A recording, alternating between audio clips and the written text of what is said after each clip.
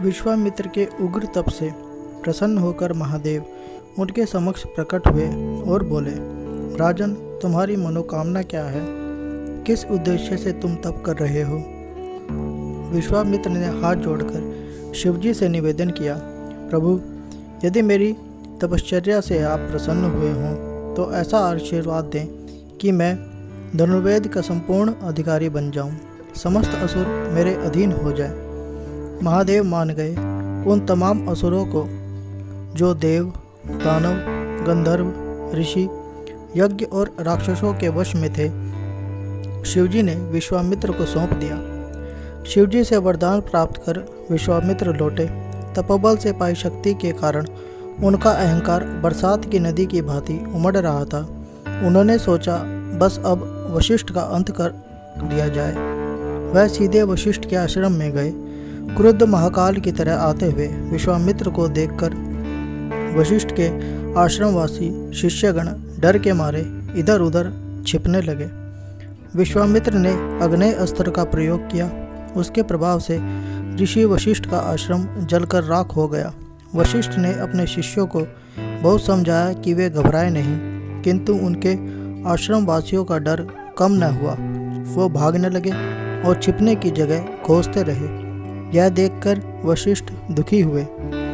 उन्होंने सोचा कि अब इस विश्वामित्र के गर्व का खंडन करना ही पड़ेगा।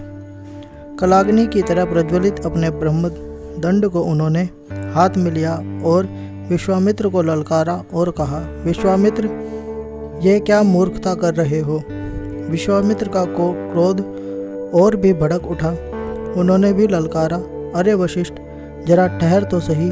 यह कहकर उन्होंने वशिष्ठ के ऊपर नए नए सीखे हुए अपने अग्नेय अस्त्र का प्रयोग किया। ऋषि वशिष्ठ ने उत्तर दिया, मैं तो खड़ा ही हूँ, भाग नहीं रहा। और कहते हुए अपने सामने ब्रह्मदंड रख लिया। विश्वामित्र का अस्त्र बेकार सिद्ध हुआ। पानी से जैसे आग बुझ जाती है, उसी प्रकार विश्वामित्र के अस्त्र की ज्वालाएं अपने आप बुझ गई। इसके बाद विश्वामित्र ने एक एक करके अपने तमाम अस्त्रों को आजमाया, मगर वशिष्ठ के ब्रह्मदंड के सामने वे सभी निष्फल सिद्ध हुए। विश्वामित्र को बड़ा विस्मय हुआ।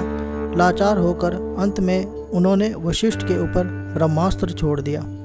देव और ऋषिगण भयभीत हो गए। उन्होंने सोचा कि अब अनर्थ हो गया। ब्रह्मास्त्र का सामना भला कौन कर सकता है? किंतु वशिष्ठ का ब्रह्मदंड ब्रह्मास्त्र से भी अधिक बलवान सिद्ध हुआ। ब्रह्मदंड ब्रह्मास्त्र को भी निगल गया। ब्रह्मदंड अग्नि के समान चमकने लगा। उसके चारों ओर चिंगारियां प्रज्वलित हो उठी। विश्वामित्र के आश्चर्य का ठिकाना न रहा। लंबी सांस लेकर उन्होंने कहा, अब मैं हार गया।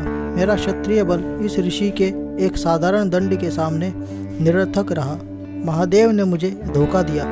मैं भी वशिष्ठ की तरह ब्रह्मर्षि बनूंगा, दूसरा कोई रास्ता नहीं। यह कहकर उन्होंने युद्ध रोक दिया और दक्षिण दिशा की ओर जाकर कठोर तपश्चर्या करने लगे। अब वह स्वयंभू ब्रह्मा का ध्यान करके तप करने लगे।